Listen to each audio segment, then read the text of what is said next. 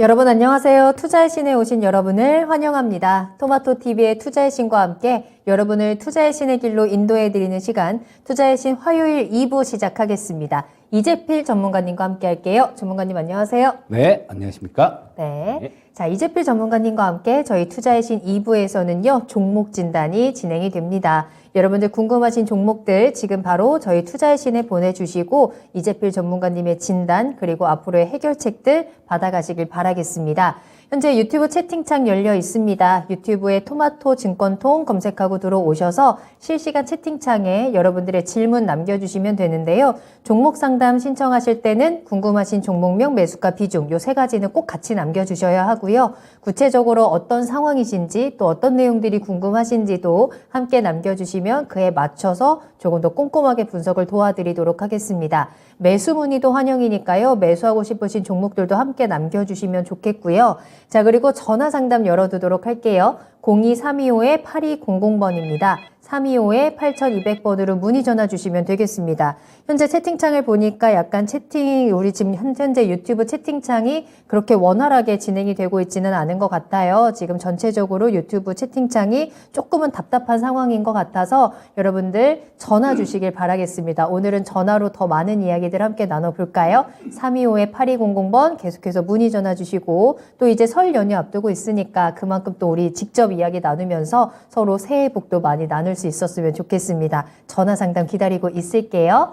자, 그러면 2부 함께 하시는 분들도 인사를 나누면서 시작을 하겠습니다. 오승님 오셨습니다. 잘 오셨고요. 반올림 100%님 그리고 서당깨님 계속해서 함께 해주고 계시죠. 레제비츠님과 벙벙님 그리고 투게더님도 모두 반갑습니다. 계속해서 저희 채팅창을 통해서도 이야기 나눌 테니까요. 여러분들 출석 체크해 주시고 궁금한 내용도 남겨주시면 되겠습니다. 자, 그러면 종목 상담 신청을 받는 동안 또 오늘장은 어떻게 보냈을지 또 전문가님의 의견을 함께 들어볼 텐데요. 코스피 지수가 2,400을 넘지를 못했습니다. 예. 너무 안타까워요. 10거래일 만에 좀 하락을 하면서 오늘 예. 거래를 마쳤는데 오늘장 특징은 어땠을까요? 많이 아쉬운가 봐요. 2,400 못 넘긴 게. 그러니까요. 거의 다 왔는데. 근데 참 보면 이렇게 욕심이 좀 끝도 없어요, 사람이라는 게. 그렇죠. 뭐냐면 어제부로 9일 연속으로 올라왔거든요. 그렇긴 하죠. 하루도 안 쉬고. 네. 자, 뭐 그런 모습이 나왔다라면 어떻게 한 뭐 요 정도 쉬어가는 거 이런 부분들은 어떻게 보면 지극히 당연한 그런 모습이다라고도 볼 수 있는데요. 뭐 아쉬운 건 어쩔 수 없나 봅니다. 자, 어제 명인들의 복귀에 출연해서 시장 분위기하고 뭐 이런 부분들 좀 말씀을 드리고 긍정적으로 말씀을 드렸었죠. 하지만 끝부분에 전략을 세워드리는 그런 시간에 마지막 부분에 잠깐 좀 말씀을 드리는데요. 그때 9일 연속 상승했기 때문에 뭐 조정은 충분히 들어올 수 있는 그런 위치다라는 말씀을 드렸었는데요. 자, 그런 모습이 나왔어요. 그리고 지금 현재 이 차트 모양이 좀 좋아 보이는 게 그런 겁니다. 자, 이게 대체 얼마 만에 이평선 자체가 62평선 자체가 122평선 위에서 놀았는지 뭐 거의 뭐 이때였었죠. 이때 데드크로스가 발생되고 난 다음에 이때가 2021년도 9월 달입니다. 그러니까 뭐 한 1년 하고도 뭐 한 4개월 정도 전, 뭐 그때쯤 될 거예요. 그동안 계속 역배열 상태에서 여기 뭐 62평선은 62평선 나름대로 떨어지고, 120선은 120선 나름대로 떨어지고, 뭐 26식 골든크로스는 잠깐 나왔었는데요. 60선하고 120선 골든크로스가 나온 게 1년 4개월 만에 나왔습니다. 자, 그만큼 시장이 좀 많이 이렇게 떨어졌고 또 한참 동안 이렇게 횡보를 할 만큼도 하고 또 등락을 그만큼 거쳤다라는 얘기로 해석을 할 수 있죠. 그리고 2400포인트라는 지수대는 또 뭐 이걸 뚫어줬으면 한 2500포인트 정도까지는 특별한 저항선은 없었어요. 뭐 크게 어렵지 않게 갈 수 있었는데 저 역시 좀 약간 좀 아쉬운 그런 부분들이 있긴 한데요. 지금 2400포인트 이상으로 올라가게 되면 약간의 좀 밸류에이션에 대한 부담감도 조금 생기는 그런 구간입니다. 자, 2,400포인트 이상이 되게 되면 퍼 기준으로 12개월 선행 PER 기준으로 12배 가까이 이렇게 되는 그런 위치예요. 우리나라 다른 나라 시장 같은 경우는 뭐 PER 12배라면 굉장히 싸다 뭐 이렇게들 얘기를 하는데요. 우리나라 같은 경우는 그동안 거래됐던 돼왔던 그 평균 퍼밸류가 있기 때문에 12배라면 결코 싸지가 않은 그런 수치입니다. 자, 그래서 뭐 일단 이런 부분에 대한 여러 가지 부담감들, 이런 것들이 좀 작용을 했다라고 보고요. 또 미국 시장 쪽에서도 되게 중요한 지표들 이런 것들도 좀 발표가 되죠. 내일 저녁이겠네요. 우리나라 시간으로 19일 저녁 19일이니까 모레가 예. 그때 또 뭐 브레이너드 의장하고 뭐 또 이렇게 얘기들 하고요. 또 내일 저녁에도 경제 지표 같은 것들 PPI나 뭐 이런 것들이 발표되는 부분들이 있기 때문에 이런 것들에 대해서 조금 눈치를 보는 그런 모습이었을 거예요. 또 특히 내일 PPI하고 같이 발표되는 게 소매 판매가 좀 발표가 되는데요. 이 소매 판매가 조금 12월 달에 좀 피곤하게 만들었었습니다. 이게 예상치가 그때 당시에 마이너스 1 정도, 마이너스 0.1 정도, 그 정도가 예상이 됐었는데요. 마이너스 0.6까지 나와버렸어요. 그러다 보니까, 야, 이거 쇼핑 시즌인데도 이러면 정말 경기가 대체 얼마나 죽은 거냐. 이런 심리가 좀 발동하면서 그때 당시에 S&P 500 기준으로 한 3% 가까이 빠졌어요, 하루에. 자, 근데 그게 지금 이번 달에도 뭐 그렇게 좋게 나올 것 같지는 않습니다. 마이너스 0.8 정도가 예상치로 나오는데요. 뭐 일단 예상치가 워낙 낮으니까 거기에만 좀 부합을 하면 되는데 일단은 뭐 그 부분이 지난달에 조금 고생을 시켰기 때문에 거기에 대한 경계감도 조금 있었다라고 볼 수 있을 것 같고요. 또 오늘 뭐 그런 얘기들 되게 많이 좀 했었죠. 다보스 포럼에서 세계 유명한 석학들 이분들 50분한테 물어봤는데요. 3분의 2가 경기 침체가 있을 거다. 이렇게 얘기를 했고요. 그 중에 뭐 한 18% 정도는 경기 침체가 세게 올 거다. 이런 얘기를 했거든요. 이런 부분도 조금 부담이 됐다라고 볼 수 있을 거고요. 뭐 9일 연속 오른 데다가 뭐 이런 부분들 눈치 볼 부분들이 조금 있으니까 뭐 그래서 시장은 좀 조정을 받았다라고 말씀드릴 수 있을 텐데 일단 이 차트 모양은 그렇게 나쁘지 않은 그런 모양새가 나옵니다. 보시면 지난주에 굉장히 이쁘게 올라왔어요. 보시면 이때가 월요일이죠. 갭으로 빵 떠서 시작하면서 이 22평선을 그냥 뚫어버리고 60선에서 저항받고요. 한 단계 올라간 거죠. 근데 그 다음날 122평선 찍고 또 밀려갖고 60선 아래에서 끝났지만 그 다음날은 120선에서 저항은 있었지만 62평선에서는 지지받았어요. 60선은 돌파를 했다라는 얘기죠. 그리고 그 다음날은 122평선에서 한 번 더 뚫고 시작해서 한 번 더 조금 아래에서 마감됐고 그 다음날은 아예 이것까지 돌파를 해버리는 한 단계 좀 저항선이라고 생각되는 부분들을 하나하나 이렇게 차근차근 밟으면서 돌파를 하는 모습이었기 때문에 상당히 좋은 그런 모습이다라고 말씀드릴 수 있을 것 같고요. 지금 추가로 오늘 미국 시장 쪽이 마이너스 47포인트 나스닥 기준으로 선물이 조금 마이너스가 나오는데요. 글쎄 여기서 오늘 저녁에 미국 시장이 어떻게 끝날지 모르겠지만 좀 빠져서 끝난다고 하더라도 이제는 이 이평선 아래에 주가가 위치했을 때는 올라가다가 보면 저항선으로 이렇게 맞고 떨어지고 이런 모습인데요. 이제는 좀 돌파를 많이 한 상태이기 때문에 일단 지지선들을 설정을 해 볼 수 있다라는 거, 이 부분이 가장 좋은 거죠. 일단 1차 지지선 같은 경우는 60선하고 120선이 위치한 3,660포인트 정도. 요게 정확히 얘기하면 3,365포인트 정도의 1차 지지선이 위치하고 있고요. 그러고 난 다음에 만약에 조금 지표가 안 좋게 나온다든가 어떤 돌발락재가 나온다든가 그래서 이걸 무너뜨린다고 하더라도 그 밑에는 올라오는 22평선이 빨간 선이 이렇게 방향을 살짝 틀고 있는 게 보이시죠? 자, 여기서는 또 지지선 역할을 기대할 수 있다라는 겁니다. 지금 기댈 언덕이 있으니까 일단 시장 자체는 그렇게 나쁘게 보실 필요는 없고 지금 그런 관점으로 보시면 돼요. 설 연휴 앞두고 이런저런 핑계를 대면서 지금 22평선이 좀 떨어져 있죠. 이때 당시에 제가 20선이 이 위에 있을 때 20선하고 이 시간을 통해서 20선하고 60선하고 120선이 좀 이렇게 수렴되는 구간이 나올 것 같습니다라는 말씀을 드렸는데요. 결국은 이렇게 한번 떨어지고 난 다음에 올라오면서 60선하고 120선은 붙었죠. 그리고 이 22평선은 조금 위로 이렇게 돌고 있습니다. 그래서 이게 좀 수렴되는 그런 시간이 좀 필요하다라는 생각이고요.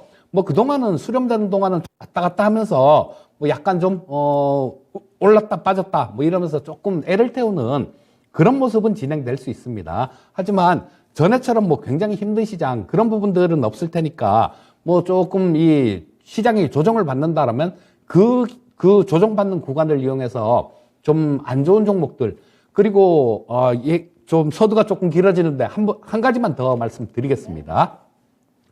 뭐냐면 지금 여러분들 연초에 좀 조심해야 될 부분들이 있어요. 뭐냐 하면 이 기업들 지금 보유하고 계신 종목들 재무제표 한번 열어보십시오. 그리고 적자 많이 나는 기업들 이런 기업들 좀 피하시고요. 그런 종목을 있다라면 종목 대체를 좀 하시고 또 뭐 4년 연속 적자, 3년 연속 적자가 났다거나 뭐 또 부채 비율이 높다거나 이런 종목들은 지금 이제 슬슬 조심해야 될 때가 옵니다.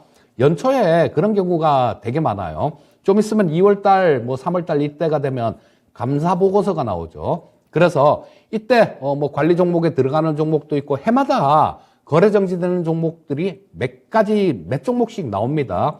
그래서 그런 부분들 한번 좀 잘 좀 챙겨 보셔야 될 거고요. 또 부채 비율이 좀 높은 기업들, 이런 기업들 같은 경우는 뭐 거래 정지 뭐 이런 수준은 아니더라도 그 좀 재무 구조를 개선하기 위해서 유상증자를 하는 경우가 굉장히 많습니다. 그래서 부채 비율이 좀 많이 높은 기업들, 이런 기업들도 좀 조심하셔서 그런 기업들은 좀 솎아내시고 회사 작년에도 어려웠는데도 흑자로 이렇게 흑자 폭을 늘리거나 흑자 전환을 하거나 근데 주가는 떨어진 기업들 이런 것들을 좀 노려보시면 좋겠다. 뭐 이렇게 말씀드리겠습니다. 네. 9거래일 동안 열심히 올라와서 저는 10일까지 딱 채우고 2,400포인트도 딱 채우고 그 다음에 조정이 나오면 어떨까라는 생각을 했었거든요.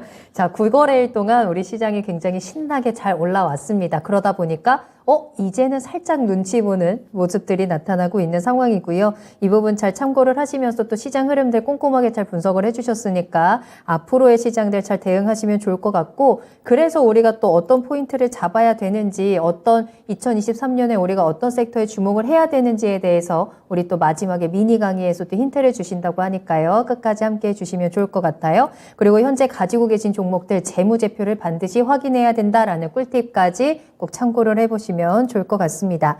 자, 그럼 지금부터 이재필 전문가님과 함께 종목 진단 본격적으로 출발을 해보겠습니다. 궁금하신 종목명, 매수가 비중 저희 유튜브 채널을 통해서 남겨주시고요. 오늘 전화 상담 조금 더 활짝 열어두고 여러분들의 이야기 많이 받도록 하겠습니다. 02-325-8200번입니다. 325-8200번으로 지금 바로 문의 전화 주시면 좋을 것 같아요. 자, 그 사이에 마그마님 그리고 지금은 님 잘 오셨고요. 박스 대탈출님과 동백꽃 피는 날 그리고 강아라님 오셨어요. 잘 오셨습니다. K맥스님께서도 함께 해주고 계시는데요. 현재 유튜브 채팅창이 조금은 어렵다라는 댓글들도 올라오고 있는데 이런 어려운 환경 속에서도 또 꿋꿋하게 또 뚫고 이렇게 종목을 올려주신 우리 시청자분들 정말 최고입니다. 그리고 그런 의미에서 오늘은 전화 주시면 더 최고의 시청자가 될 수 있다라는 팁을 함께 드리면서 325-8200번 계속해서 열어두겠습니다. 전화 주시고 이재필 전문가님과 함께 직접 이야기 나누시면 조금 더 자세한 이야기들, 더 좋은 정보들 많이 받아가실 수 있을 거예요. 오늘 전화 상담 많이 보내주시길 바라겠습니다. 자, 그러면 첫 번째 종목 상담 지금부터 출발을 합니다. 오승님께서 남겨주신 종목으로 출발을 할게요. 현대백화점입니다. 매수가는 88,486원이고요. 비중 5% 가지고 계십니다. 인적 분할 전에 매도를 해야 좋은 건지 아니면 그냥 들고 가도 되는지 궁금합니다. 라면서 남겨주셨고요. 오늘 63,100원의 거래를 마쳤어요. 5만원까지 내려갔다가 지금 반등 잘 나오고 있는 구간이고 시청자님 매수하신 가격이 88,000원이기 때문에 지금 꽤 오랫동안 고생을 하고 계신 종목이에요. 자, 이제 다음 달에 요 부분이 이제 결정이 될 건데, 인적 분할에 대한 부분이 좀 결정이 될 건데, 그 전에 이 현대백화점 주식을 어떻게 내가 좀 대응을 하면 좋을까? 어떻게 보세요? 자, 우리 시청자님 매수하신 때가 작년에 뭐 봄에서 여름으로 넘어가는 그 사이 정도 되신 것 같아요. 굉장히 장기간 고생을 많이 하셨습니다. 자, 제가 마침 딱 좀 들어맞는 것 같은데요. 서두에 말씀드리기를 조금 안 좋은 종목들이 있으면 실적은 되게 좋아졌는데 주가가 빠진 종목들 이런 것들로 좀 교체를 하십사 하는 그런 말씀을 좀 드렸는데요. 이 현대백화점 실적이 어떻게 나왔는지 한번 보도록 하겠습니다. 잘 나왔어요. 지금 올해 실적 괜찮습니다. 좋아요. 자, 지금 작년도 2,644억 정도 났으니까 현재 현대백화점 시가총액이 약 1조 4천억 정도, 그 정도 수준인데요. 자, 그렇다면, 작년 실적만 봐도 훌륭한 그런 주가죠. 재작년보다 많이 올라온 실적이고요. 그러니까 2021년도 실적이 2,600억 정도고요. 작년에 실적, 2022년도 실적 예상치가 나오는 거는 지금 3,600억 정도 됩니다. 그러니까, 재작년보다 작년 실적이 1,000억 정도 돈을 더 벌었다라는 얘기예요. 그런데, 주가 흐름을 한번 보도록 하겠습니다.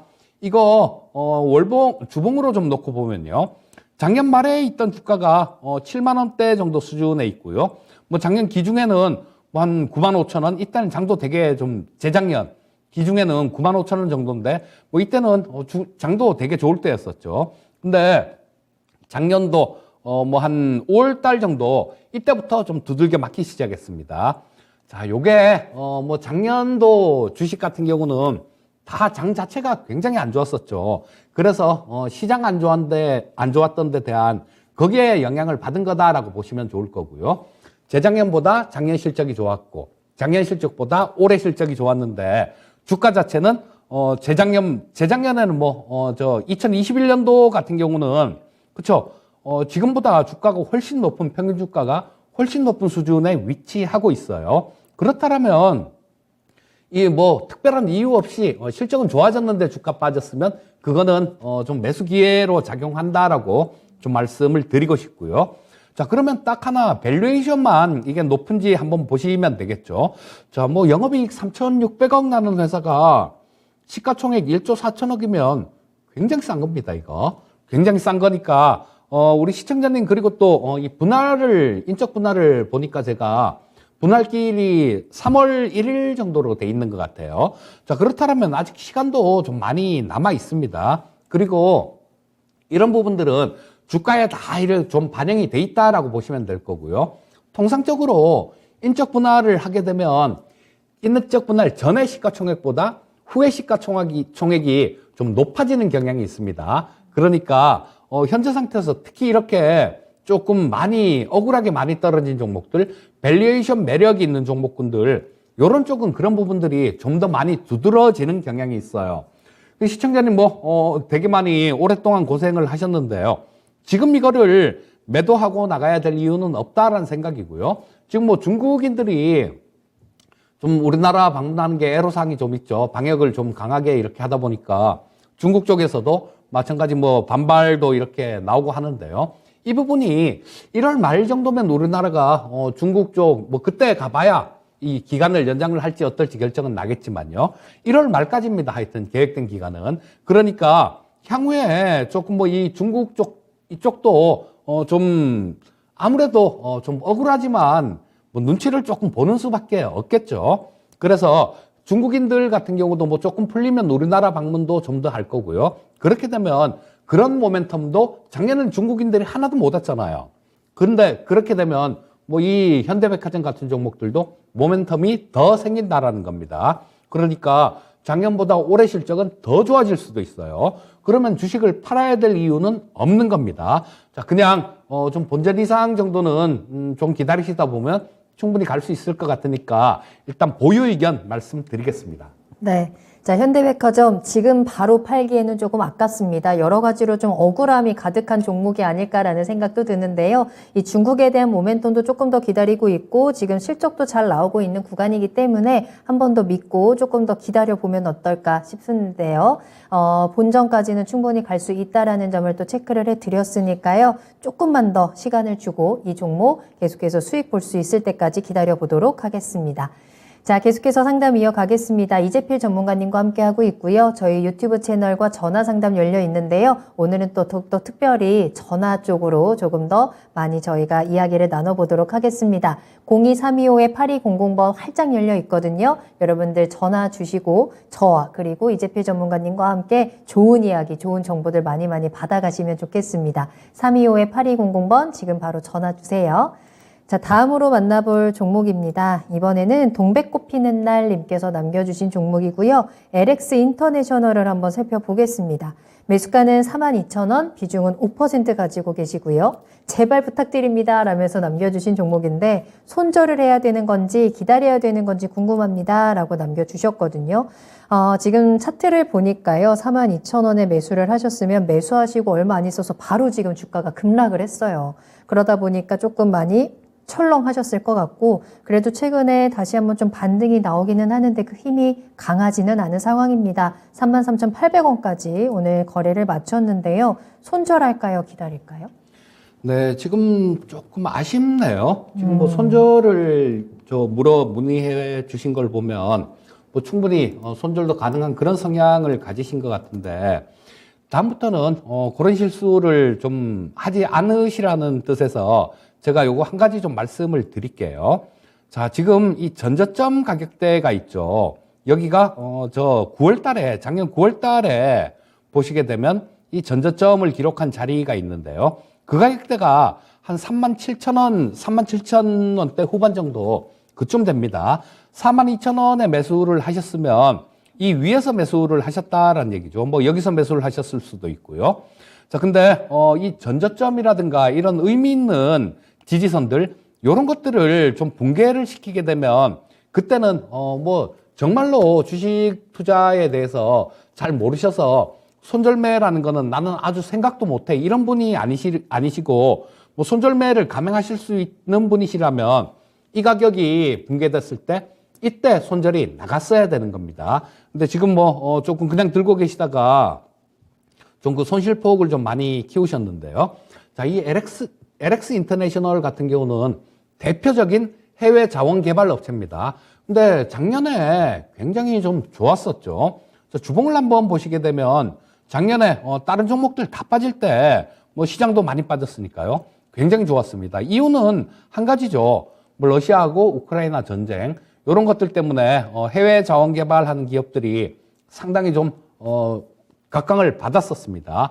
자, 그런 이유로 지금 최근 들어서 시장에도 작년에 남들 다 빠질 때 견뎠으니까 지금 그 죄로 좀 두들겨 맞고 있는 거예요. 그리고 이 실적 부분 자체가 그러니까 2022년도 실적 같은 경우는 굉장히 좋아요. 뭐 조단위 영업이익이 조단위가 나옵니다.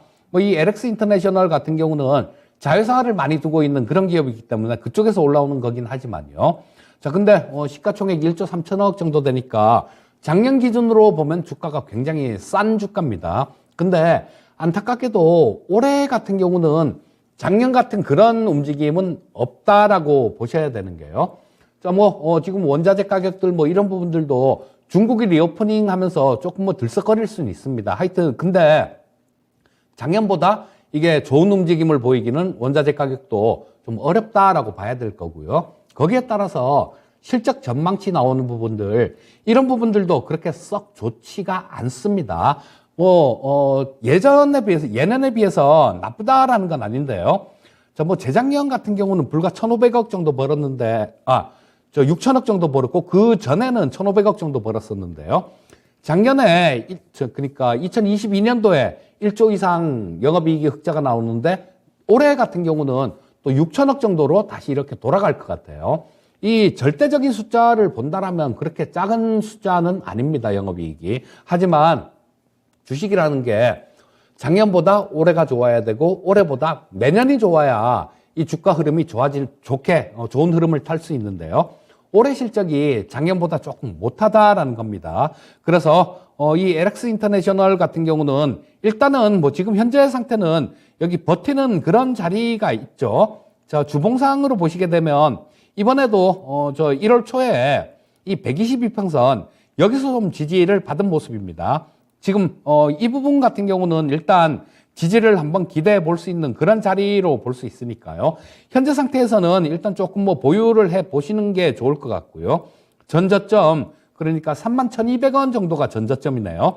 그 가격대에 122평선도 위치하고 있으니까 31,000원이란 가격대, 요 가격대를 붕괴를 시키면 그때 손절매는 그때 가서 좀 감행을 하시는 게 좋을 것 같고요. 자, 위쪽으로 조금 보시면 여기 이 22평선이 그냥 다이렉트로 이렇게 확 꺾인 자리가 있는데요. 그게 계속해서 조금 저항선 역할을 할 겁니다. 그 22평선 같은 경우는 35,000원대 정도, 그 정도에 위치하고 있으니까 일단 뭐 조금 기다리셨다가 전저점을 붕괴를 시킨다라면 그때 리스크 관리하시고요. 올라오는 구간이 있으면 뭐 한 35,000원 위에서 정리하는 전략을 말씀드리겠습니다. 일단 31,200원입니다. 요 아래로 내려가면 반드시 빠져나오셔야 되고요. 조금 더 반등의 가능성은 35,000원까지 열려 있거든요. 그 위로 올라왔을 때는 조금씩 좀 줄여 나가시면서 빠져나오는 전략을 체크해 드렸네요. 참고해 보시길 바라겠습니다. 자, 저희 상담 이어가고 있고요. 여러분들 진짜 지금 채팅창이 굉장히 조용한 상황입니다. 이럴 때 여러분들 빨리 전화 주세요. 제발 전화 주세요. 제가 진짜 애타게 기다리고 있거든요. 우리 토비도 그리고 우리 전화 접수 담당자도 오늘은 정말 그 어느 때보다 간절하게 여러분들의 전화를 기다리고 있습니다. 02-325-8200번이거든요. 325-8200번으로 전화 문의 주시고 여러분들 종목에 대한 이야기 또 여러분들 살아가는 이야기도 너무너무 좋거든요. 또 새해 복 많이 받으시라는 인사까지 함께 나눠볼 테니까요. 전화 문의 전화 많이 남겨주시길 바라겠습니다. 유튜브 채팅창도 열려 있으니까요. 종목명 매수가 비중 또 매수하고 싶으신 종목들도 함께 남겨주시길 바랄게요. 자, 계속해서 상담 이어갈까요? 고재관님 오셨네요. 잘 오셨습니다. 동백꽃 피는 날 님께서도 상담 너무 고맙습니다. 라는 인사도 함께 나눠주셨는데요. 오늘 저희가 전해드리는 내용들, 꿀팁들 쏙쏙 받아가셔서 그동안 내가 속 썩었던 종목들은 좀 속 시원하게 잘 보내주고 또 새로운 기회들 만나보시면 좋을 것 같네요. 자, 이번에 만나볼 종목은 유튜브에서 강하라 님께서 남겨주신 NK맥스라는 종목을 살펴보겠습니다. 매수가 14,700원이고요. 비중 20% 가지고 계시는데요. 어떻게 대응해야 할까요? 라면서 남겨주셨어요. NK맥스 오늘 1%대 하락했고요. 12,700원에 거래를 마쳤습니다. 이 종목도 좀 꾸준하게 내려가고 있는 종목이기도 해서요. 이 구간을 좀 어떻게 잘 빠져나올 수 있을지 손실 없이 나올 수 있는 방법이 있을까요? 대응 전략 어떻게 짜요? 야, 진짜 개인적으로는 이 NK맥스는 정말로 상담하기 싫은 종목 중에 하나인데요. 왜요? 좀 잊어먹지도 않는데, 제 댓글 같은 걸 잘 안 보거든요. 근데 우연히 봤어요. 이거를 우연히 봤었는데, 재작년 정도에, 가을 정도에 한 2만 한 5, 6천 원 정도? 그때 위치에 있을 때, 뭐 시청자님께서 비중도 좀 너무 많고 그러시길래 조금 비중 좀 줄이십시오. 이런 말씀을 좀 드렸는데, 아주 그런 욕을 할 수가 없을 정도로 그렇게 댓글을 달아놓은 그 종목이라서 네. 잊어먹지도 않아요. 안 좋은 추억이 있는. 예, 그때 비해 보면 지금 뭐 한 반토막 정도 났네요. 그러니까. 예. 자, 근데 이 NK맥스 같은 경우는 일단 지금 제약바이오 쪽 전체적으로 한번 이렇게 보는 그런 시각이 필요할 것 같은데요. 자, 성장수 섹터 뭐 이런 쪽이 되게 좋으려면 어떤 부분들이 필요하냐 그러면 시중에 돈이 좀 유동성이 좀 넘쳐나야 됩니다.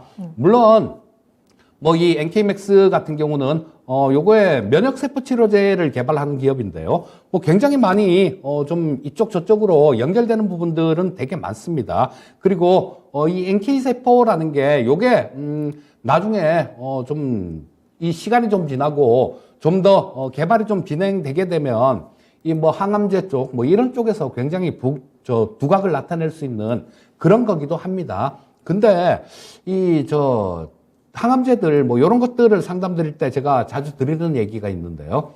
전 세계에서 770개 이상의 기업이 3세대 항암제, 그게 면역 치료제거든요. 근데 면역 항암제인데 770개 이상의 기업이 그거를 개발을 하고 있어요. 근데 그 중에 이 성공해서 뭐 블록버스터 의약품으로 이렇게 발전되는 그런 약품은 극소수라는 겁니다. 굉장히 확률이 낮은 그런 부분이에요. 자, 그래서 뭐 이 NK맥스가 좀 그렇게 된다라는 보장이 있으면 그렇죠. 뭐 지금 주가는 아무것도 아닌 거죠. 굉장히 싼 주가가 될 겁니다. 하지만 그런 보장은 누구도 할 수 없는 부분들이 있기 때문에 자, 뭐 제약바이오 쪽 같은 경우는 전체적으로 다 이렇게 움직일 때 그때 좀 움직이는 그런 종목이다라고 말씀을 드리고 싶고요. 아직까지는 조금 시간이 필요하다라고 말씀을 드릴 수 있겠는데 다행히 이 NK맥스 같은 경우는 지금 뭐 거의 좀 주봉, 지금 제가 꺼내놓은 게 요게 주봉 차트인데요. 자, 보시면 여기서 2021년도에도 조금 바닥을 찍은 자리, 그 자리가 있었고 지금 현재 구간대입니다. 2020년도도 이쪽에서 바닥을 찍은 자리가 있어요. 자, 그리고 이때도 마찬가지로 좀 얼마 전에도 작년에도 바닥을 찍은 자리가 있었고 지금도 마찬가지 뭐 거의 좀 그 가격대 근처 정도 이까지 좀 내려온 상황입니다. 그래서 이런 부분들을 볼 때 기술적으로는 좀 바닥권 근처에 와 있다라는 생각이 들고요. 그래서 뭐 지금 현재 상태에서 매도를 하실 필요는 없으실 것 같습니다. 일단은 좀 뭐 아래 꼬리도 계속 달고 뭐 그런 모습이 나오니까 반등 시도는 좀 있을 것 같아요. 반등 시도가 나오면 여기 있는 자리 62평선 정도 위치한 자리요. 이 정도까지는 좀 반등이 나올 수 있을 것 같은데 그 가격이 우리 시청자님 매수하신 가격보다 조금 아래에 있어요. 조금 아래에 있는데 지금 뭐 이 종목도 다행히 62평선 자체가 아래로 향하진 않고 조금 옆으로 이렇게 눕거나 살짝 위로 올라가는 그런 모습이 나오고 있습니다. 자, 그렇다면 주가는 이 62평선에 한번 이렇게 끌어당길 가능성이 있어요. 자, 14,000원 이상 정도 가격대 정도면 일단 뭐 그쯤에서는 한번 끊어주고 뭐 다시 살펴보는 전략이 좋겠다라는 생각이고요. 자, 그래서 현재 상태에서는 보유 의견 말씀드리겠고 정리를 하시려면 14,000원 이상에서 정리하는 전략을 말씀드리겠습니다. 네.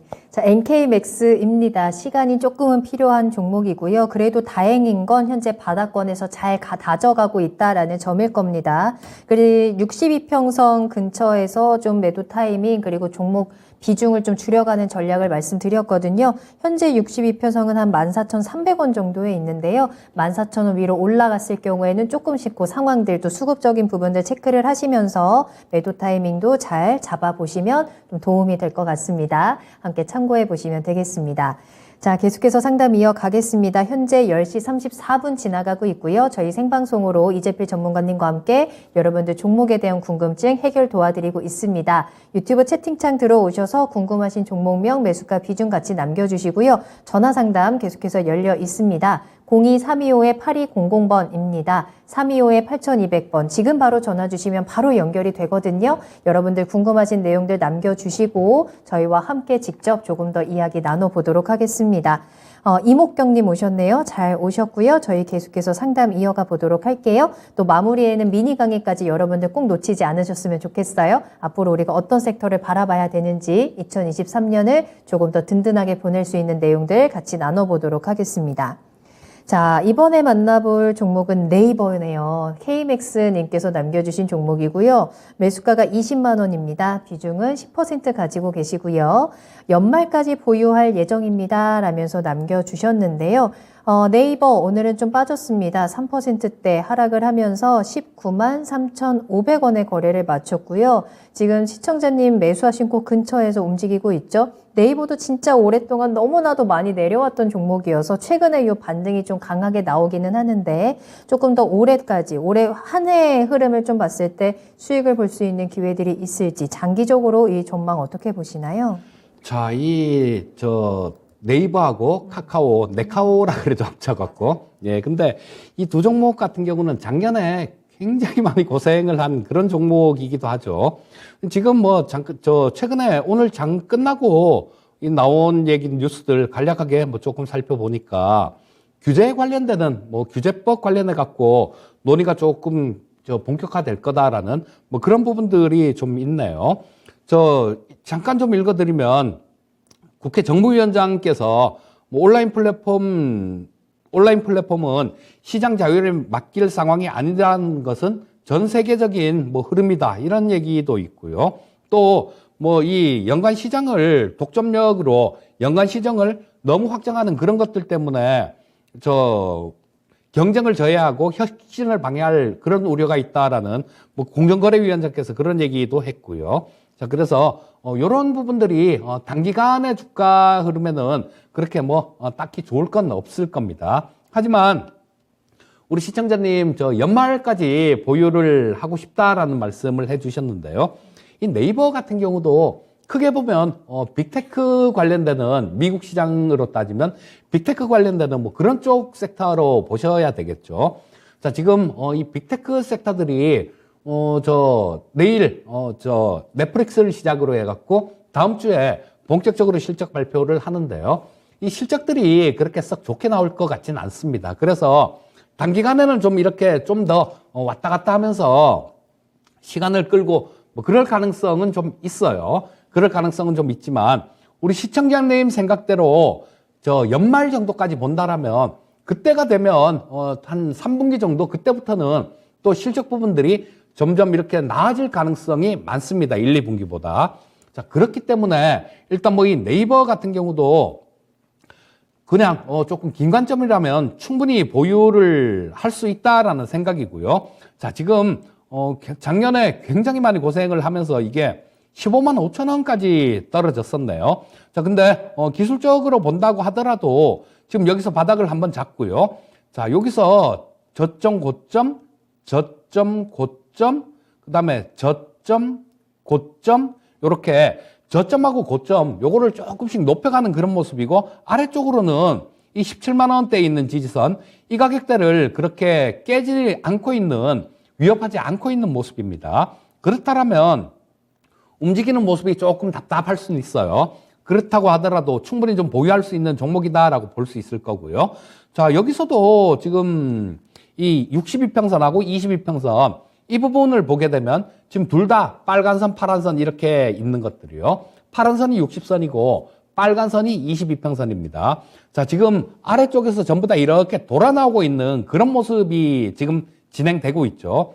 위에서는 122평선이 강하게 좀 찍어 누르고 있습니다. 그래서 이 중간에서 좀 당분간은 왔다 갔다 하면서 이렇게 좀 지루한, 약간 좀 지루한, 좀 빠지면 저 62평선 근처까지 빠졌다가 반등 나오면 122평선에서 두들겨 맞고 또 60선 근처까지 왔다 갔다 하는 그런 모습이 나올 가능성이 굉장히 높아요. 하지만 아까도 좀 말씀드렸듯이 연말까지 본다라면 3분기, 4분기 이렇게 들어가면 시장 환경은 지금보다 나아질 가능성이 되게 높습니다. 그래서 현재 상태에서는 좀 보유를 하시는 게 좋을 것 같고요.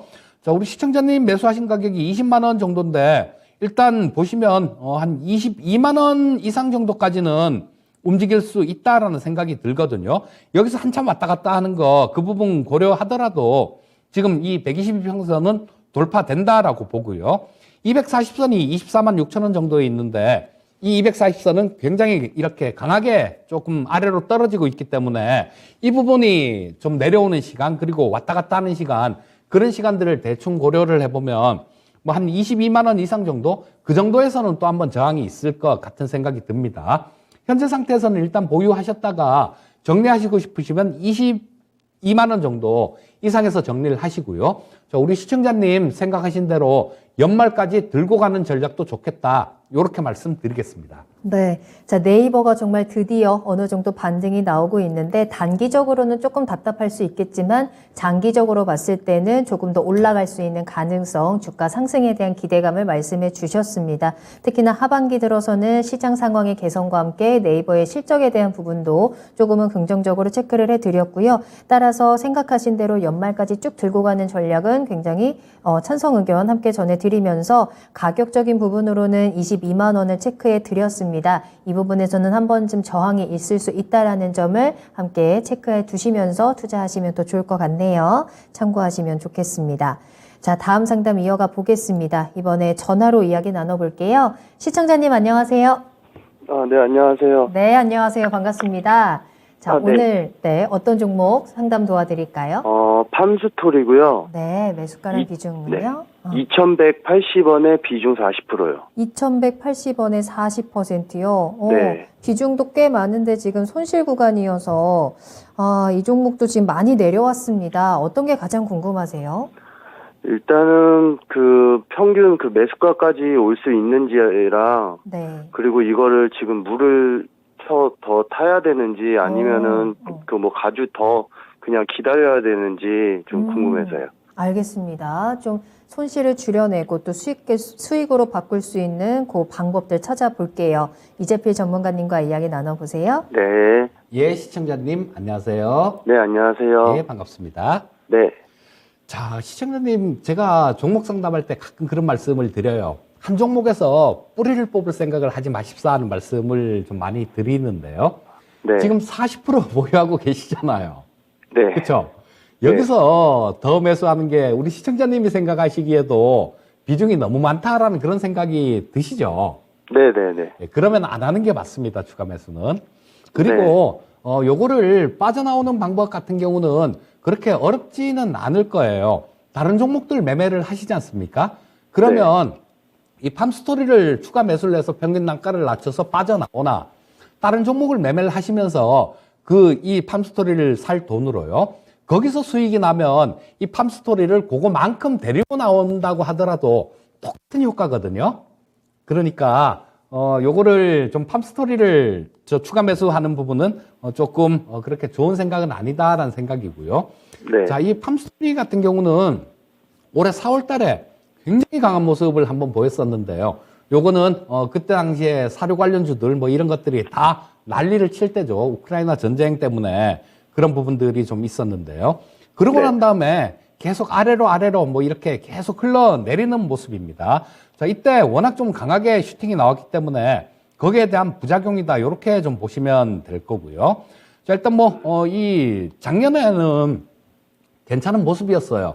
왜냐하면 국제 곡물가가 막 올라가니까 사료값을 올렸거든요. 근데 한 번 올린 사료값이나 제품 가격들 이런 거는 잘 내리는 법은 없죠. 그래서 이 팜스토리도 마찬가지 올해에도 괜찮을 가능성이 되게 높을 것 같거든요. 왜냐하면 아까 말씀드렸듯이 제품 가격은 잘 안 내리니까요. 자, 그래서 올해 실적 같은 경우도 괜찮게 좀 찍혀 나올 가능성이 많다라는 생각이고 재작년 실적보다 작년 실적이 좋았고요. 올해도 마찬가지 실적 부분은 조금 성장할 가능성이 많다라는 생각입니다. 자, 그러면 지금 현재 밸류에이션 자체가 그렇게 비싼지 그 부분만 따져보면 되겠죠. 자, 2022년은 2021년보다 더 많이 벌 것 같은데, 일단 2021년도 기준으로만 보더라도 한 210억 정도 벌었어요. 근데, 이 시가총액이 한 1,900억, 2,000억이 채 안 됩니다. 그렇다면, 이 주가 자체는 그렇게 비싸지는 않은 그런 상황이다라고 보시면 될 거고요. 지금, 다보스 포럼이 열리고 있는데요. 우리나라 윤석열 대통령께서도 UAE 갔다가 그쪽에 가셨는데요. 거기서 가장 단기적인 위험에 대한 그런 보고서를 낸 게 있는데, 단기적인 위험은 가장 큰 게 2년을 단기로 보고 10년을 단기로 봤는데요.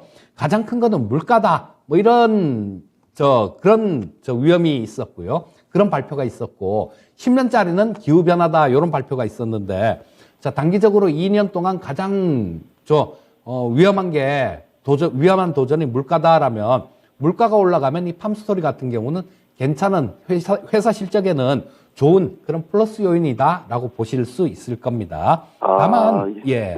다만 지금 당장 좀 이렇게 크게 치고 올라가기는 조금 어려울 것 같아요. 워낙 좀 밑에 깔려 있기 때문에. 자, 보시면 지금 아주 완전히 좀 역배열이 된 주가 자체가, 이평선 자체가 역배열이 된 그런 상태이기 때문에요. 가장 위에 240선, 120선, 60선, 그 다음 21 이평선 위에는 올라타고 있습니다. 근데 이 이평선 자체가 완전히 역배열이 됐다라는 거는 이거를 좀 돌파를 하려면, 추세를 바꾸려면 시간이 좀 많이 필요하다라는 얘기예요. 그래서 일단은 지금 현재 상태에서는 좀 보유를 하시는 게 좋을 것 같고요. 자, 많이 40%라는 비중이 많습니다, 지금도. 그러니까 조금 올라가게 되면요. 지금 시청자님 매수하신 가격이 2,100원 정도, 2,180원 정도였네요. 네. 자, 2,000원 위로 한 번쯤 이렇게 올라가 줄 수는 있습니다. 한 2,100원 정도까지는 움직일 수 있을 것 같네요. 그렇게 되면 몇십 원 정도 손해보는 그런 상황이 되더라도 한 반 정도는 덜어내서요, 시청자님. 그리고 네. 그때 그걸로 다른 종목에 투자해서 수익을 내면 똑같은 거거든요. 2,100원 정도 그 근처 정도에서는 한 저항을 받을 수 있을 것 같으니까 그 부분 기억하시고 투자를 하시면 좋겠습니다. 아, 예, 알겠습니다. 감사합니다. 예, 네. 감사합니다. 네. 전문가님 말씀 잘 참고하셔서 비중 좀 덜어내시고 한번 잘 대응해 보시길 바랄게요. 오늘 전화 주셔서 감사합니다. 네, 알겠습니다. 새해 복 많이 받으시고요. 네, 새해 복 많이 받으세요. 네, 감사합니다. 목이 메이셨어요. 새해 복을 너무 많이 전해주려고 하시다가. 자, 이렇게 이재필 전문가님과 함께 종목 진단 여기까지 마무리를 해보도록 하겠고요. 미니 강의 시작해 보도록 하겠습니다. 2023년 유망 섹터라는 주제로 미니 강의를 준비를 해주셨는데 이제는 태조 이방원 아니고 에로베오라고 하더라고요. 그게 또 뭔가요? 에너지, 로봇, 배터리, 우주항공. 이제 태조 이방원은 가고 에로배우가 온다. 뭐 이런 이야기도 있던데 전문가님이 보시는 유망 섹터는 어딘지 지금부터 미니 강의 통해서 한번 이야기 나눠보겠습니다. 참 말을 정말 잘 만들어내네요. 네. 어떤 분이 그렇게 만들어내는지. 맞아요. 뭐 예전에는 전차 뭐 이랬었는데 자동차, 그다음에 뭐 전기전자 자동차 이렇게. 뭐 그다음에 뭐 자문사 칠공주 이런 것도 있었고요. 칠공주요? 예전에. 네. 뭐 하여튼 말은 정말 잘 만들어내는 것 같습니다. 네.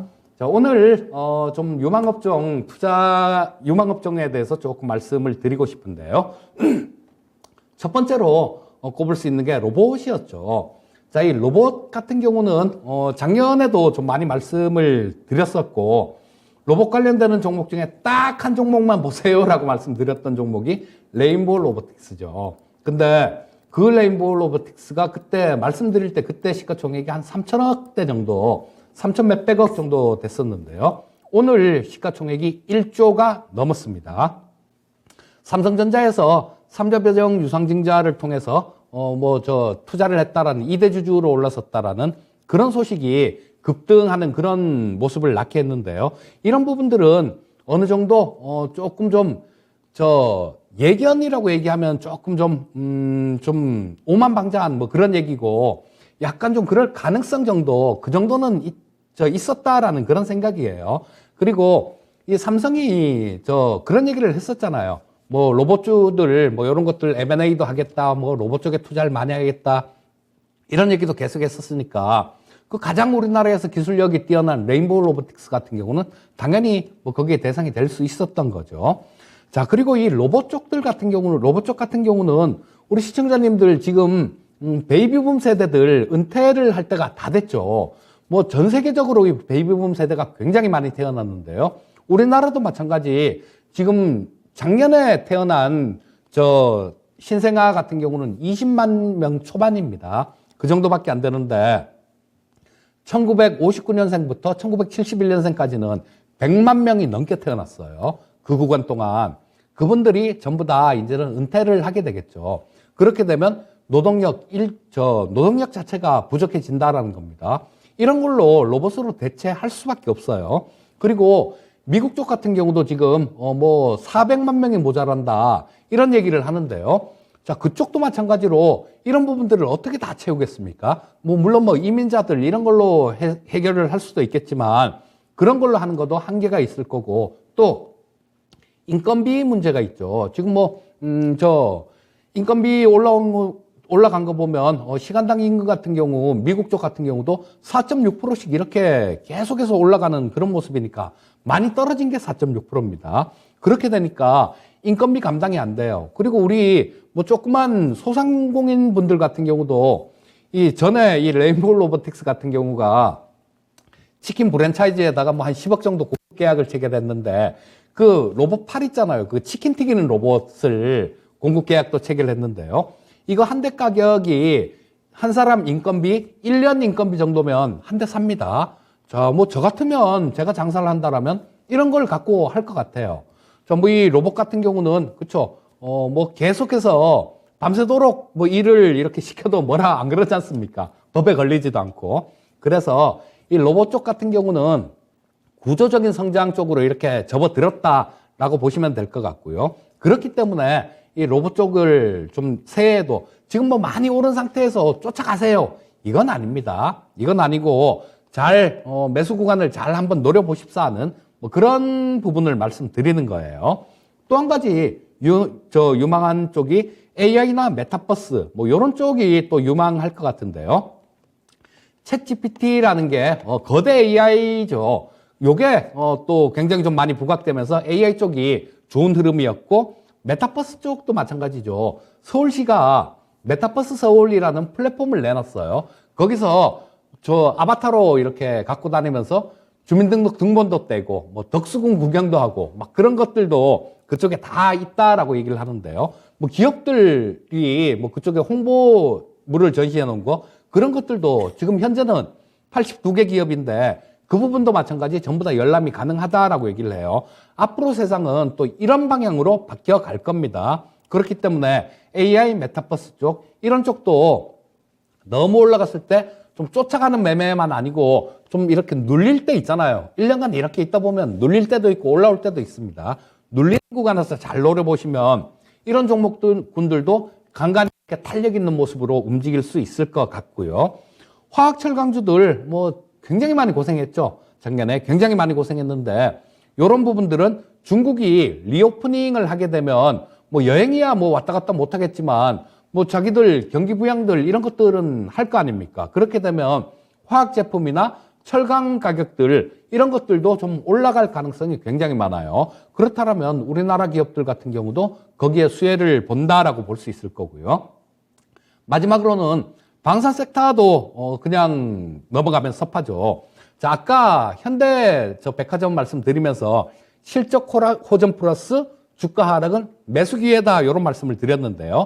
자, 다음 화면을 보시면 제가 정리를 좀 해놓은 게 있죠. 자, 4대 방산 회사 우리나라 큰 거 4개 따지면 LIG 넥스원, 한국항공우주, 하나에어로스페이스, 현대로템 정도로 볼 수 있을 텐데요. 작년에 참 이거 EJ란 프로를 할 때 그때 이라크전 처음에 터지기 전부터 이 방산주를 말씀을 좀 많이 드렸었는데요. 자, 이거 보시면 작년에 LIG 넥스원이 34% 올랐습니다. 한국항공우주가 56% 올랐어요. 그 다음에 하나에어로스페이스가 53.3% 올랐고요. 현대로템이 36.54%가 올랐습니다. 자, 그런데 올해 주가를 보게 되면 하나에어로스페이스는 만 9%대 정도 10% 가까이 올라왔네요. 근데 나머지 부분들 같은 경우는 LIG 넥스원 13.8% 떨어졌고 오늘 종가 기준입니다. 한국항공우주 7.17% 정도, 현대로템 2.82% 정도 하락을 했는데요. 중간에 이익난 부분들을 보시게 되면 이 한국항공우주나 현대로템이 2021년도에 적자란 얘기는 아니에요. 이걸 파란색으로 표시를 해놓은 이유는 2020년보다 영업이익이 줄었기 때문에 요 파란색으로 표시를 해놨는데 전부 다 흑자가 난 겁니다. 근데 2021년도보다 2022년도가 하나에어로스페이스를 제외한 나머지 세 종목 같은 경우는 굉장히 많이 늘어나죠. 영업이익 부분들이. 작년에 주가가 이렇게 올라올 이유가 있었다라는 겁니다. 자, 이 부분만 딱 봐도 알 수 있는 거죠. 작년에 대한민국 방산 수출이 원래는 야, 저 100억 불 하면 좋겠다 이런 얘기를 했었는데요. 작년에 한 170억 불을 수출을 했습니다. 재작년에 70억 불 정도 수출을 했어요. 2배가 넘게 늘었다는 얘기죠. 올해는 아마 더 늘어날 가능성이 많고요.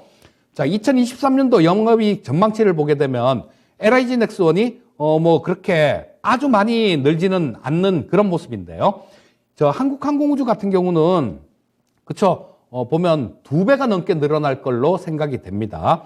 또 대부분의 종목들이 다 영업이익이 굉장히 많이 늘어나는 그런 모습으로 작용할 거예요. 자, 그런데 올해 들어서 다른 종목들 이렇게 작년에 많이 빠진 종목군들 위주로 주가가 좀 올라오다 보니까 지금 현재 되게 많이 소외를 받고 있습니다. 자, 요런 종목군들, 방산 쪽들 좀 눌려가고 조정받는 구간, 그런 구간을 이용해서 조금 이렇게 매집한다라는 기분으로 매수를 하시면 올해도 좋은 수익을 기대할 수 있겠다라고 말씀드리겠습니다. 네. 자, 이렇게 이재필 전문가님과 함께 미니 강의까지 들어봤습니다. 여러분들 요 섹터들 잘 참고를 하셨다가 올 한 해 이 섹터 안에서 꼭 수익을 많이 채워가셨으면 좋겠습니다. 자, 그럼 이재필 전문가님과는 여기서 먼저 인사를 드리도록 할게요. 오늘 감사합니다. 예, 감사합니다. 네. 자, 오늘 저희가 방송에서 전해드린 내용은 투자 판단에 대한 참고 자료입니다. 투자는 투자자 본인의 책임과 판단에 따라서 이루어져야 한다는 점 다시 한번 유의해 주시기 바랍니다. 오늘 하루도 모두 고생 많으셨고요. 저는 내일 이 시간에 다시 돌아오겠습니다. 시청해주신 여러분 고맙습니다.